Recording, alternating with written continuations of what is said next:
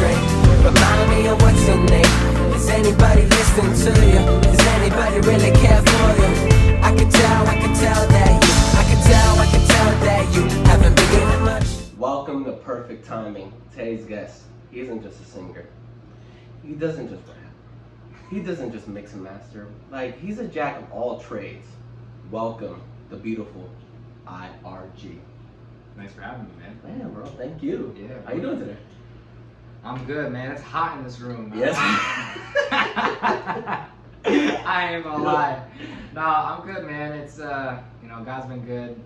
Blessing me and my wife, and I've just been able to make music on the side. Work's been good. I can't complain, man. Everything's good. That's awesome, man. So, your latest release, by the way, that song was fire. You sent that joint to me earlier before I got it. You know what I'm saying? Yeah, I got the exclusive. So, anyway, so tell us the writing process behind it.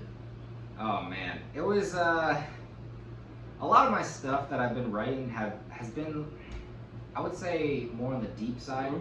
And I wanted something that was more chill, like we're going into the summer. I wanted it to be like relaxed, something that you could just play lighthearted behind, like, you're just chilling at a party, and it's not too deep, you know what I mean? Yeah. And so this song, I kind of wanted like to ball out a little bit, and just also to just show like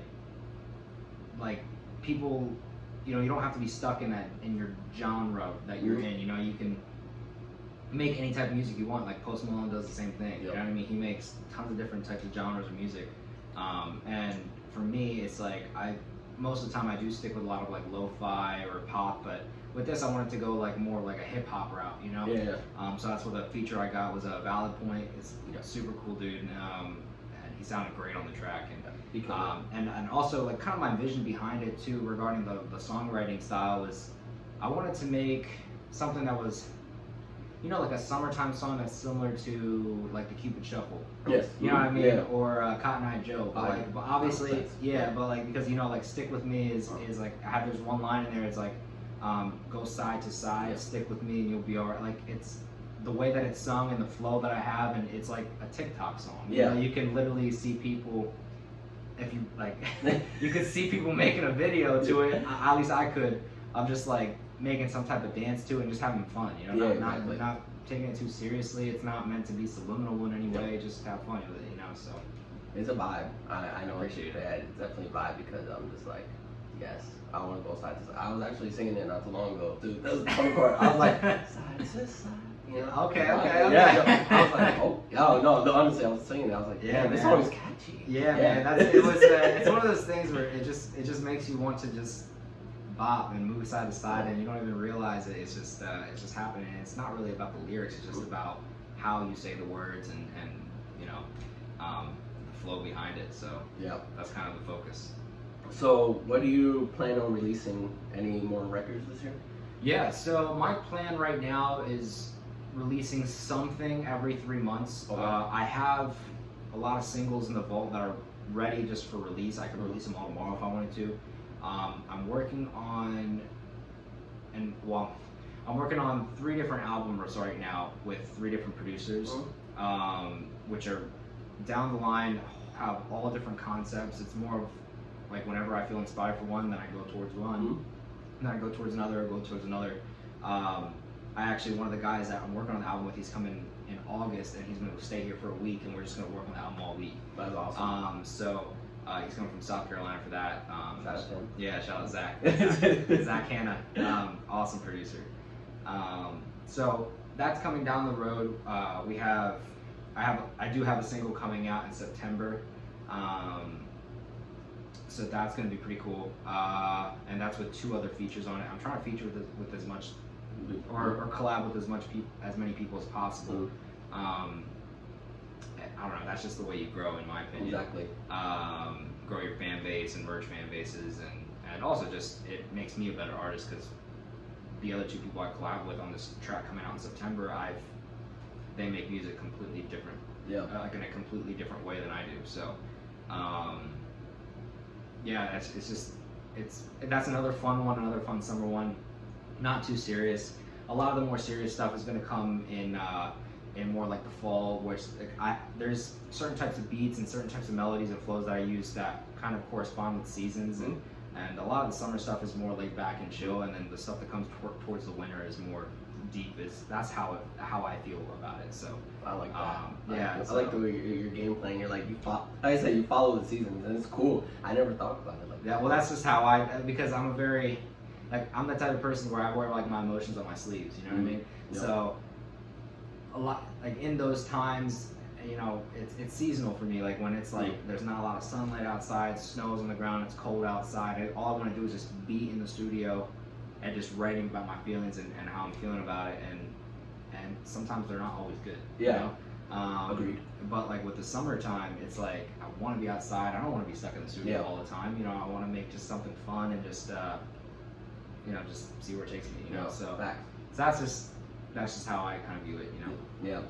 Because everything I've been hearing, I remember when you sent me, you know, your first, I was like, our cousin sent me your stuff. I was like, who's this guy, right? Brian, yeah. Yo, and he sent me it. I'm just like, yo, I thought, you know how people just send you stuff, you're like, not sure? Yeah. Bro, I'm just like, please not let him be whack. Like, he's my family member, please. You know? And then he sent it to me. I was listening to it. I was like, hold on. I was like, bro, that's the way I felt, bro, when I listened to your stuff. I was like, thank God.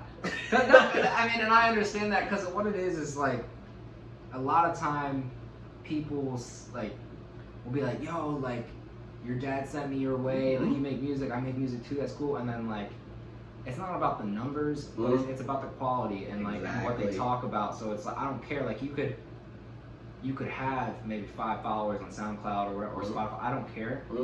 But if like, I care about the music, I care about the craft. Exactly. And like, and I can tell from when I listen to someone's music right from the jump, and they reach out to me and they want to collab, if they're serious or not about it. You know what I mean? Because there's a lot of people that they get hype and they want to make music, and they put out 2 songs. Yep. And then you don't hear from them in like the next 3 or 4 years. Exactly. You know, they're just like, oh man, that was cool. Like that was, I can just say down on the road when I'm 50 years old.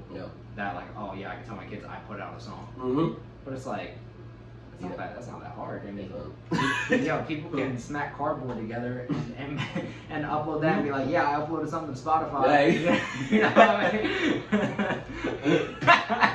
That's facts. It don't mean nothing. You know what I mean? I gotta see potential, and I don't know.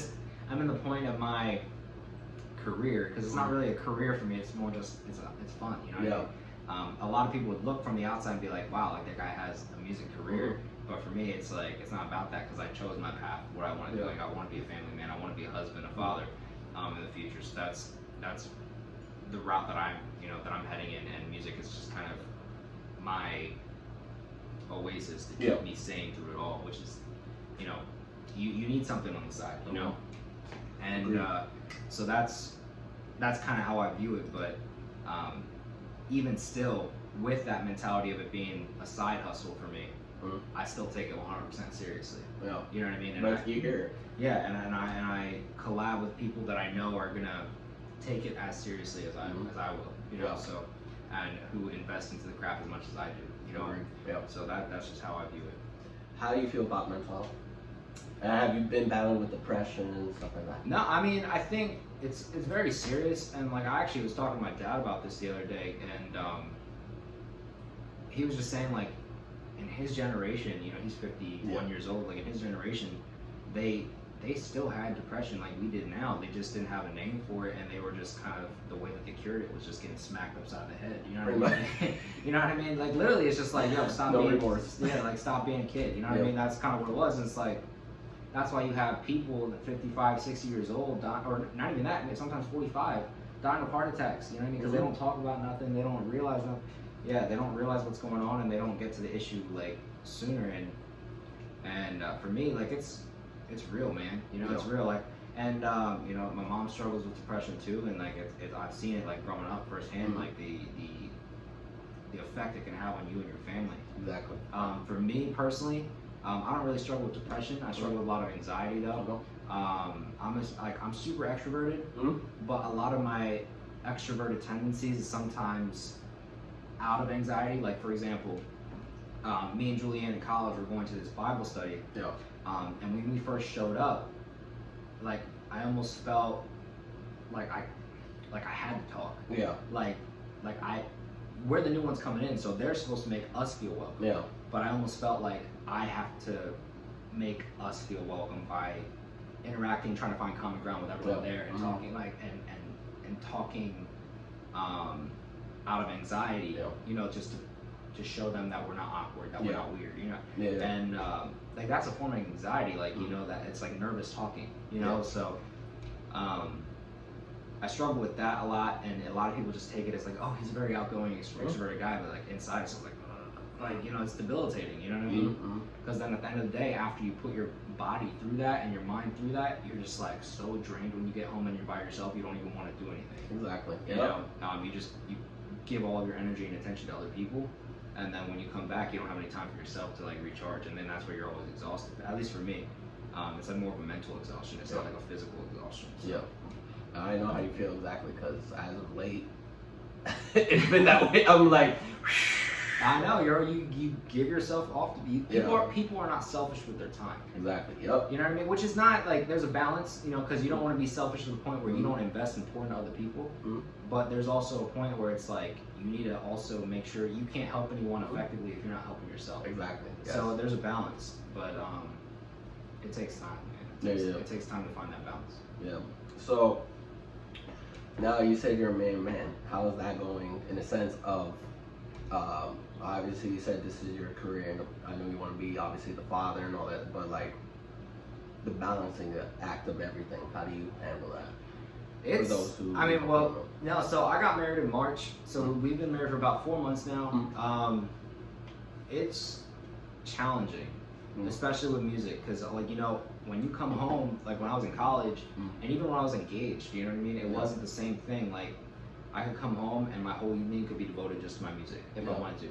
But now that I'm married, like, that comes first. I'm a husband first, so,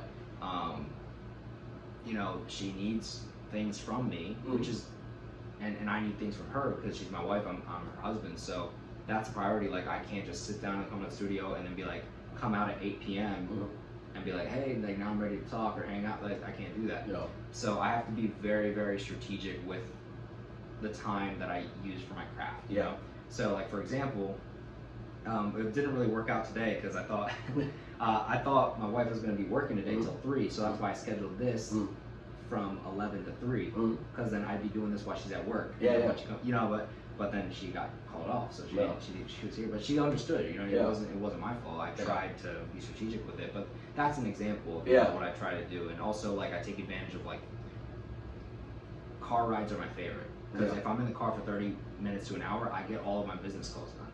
Everyone that I got to talk to with collabs or talking to my mentors or talking to these different people that I just call them on the phone. And that's how I get all that stuff done. You know, because if I'm here sitting in the studio and doing my business calls then and not taking advantage of those times where it's like, I could just sit in the car and do nothing while I'm driving, or I can get on the phone and be productive. You know? Exactly. So it's stuff like that. You know, it's taught me to be very, very strategic and try to squeeze out every minute of the day that I possibly can.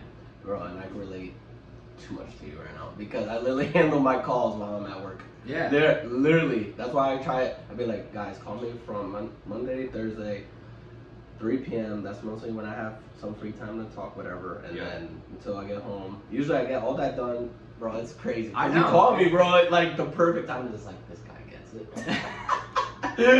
I know. It's because, you know, when you have downtime, it's like people take that as a signal to just, okay, I can do nothing right now. But then, like, for entrepreneurs, people that are like trying to grow businesses, they like see that as those are golden nuggets right there. You know what I mean? You gotta take advantage of that time. Like, your life can change with a 2-minute phone call. Exactly. You know what I mean? This is why you might come. What's some advice you want to give somebody who's, you know, heading in your path of music, family man, all this? What would you want to tell them? Specifically for someone who wants to have my exact life. Like, exactly. Who wants to follow in your footsteps, or, you know, some advice to like somebody who needs this advice, who wants to do what you want to do, you know, follow their dreams, etc. You know, all that. I got 2 things. So the 2 things that I would recommend is make sure you get your faith right. You know, whatever you believe, make sure that that's the cornerstone of that branches off into everything else you do. Well, You know what I mean? For me, I'm a Christian, so my faith pours into how I'm a husband, how I want to be a father in the future, how I invest into my music and work hard into that, how I interact at my actual job and work hard, and just, you know, that just affects. Sorry, No, you're good. I got something out there. Yeah. No, it just affects every aspect of my life. But the thing, if that's not built on the right foundation, then it will all crumble. If that Exactly. crumbles, then everything else crumbles. exactly. So that's the biggest thing. And then the second thing, which is very important but not as important as the first, is get a Google Calendar. Get a Google Calendar. You know, crazy. I do that every time now. I schedule everything. Like I said, Schedule bro. everything. Yes, everything. I don't care what it is, even if it's a 15-minute phone call with someone that you guys talked about, you were going to do 2 days. You talked about 2 days ago, and you scheduled it for Friday for 15 minutes. Put that in your calendar. Mm-hmm.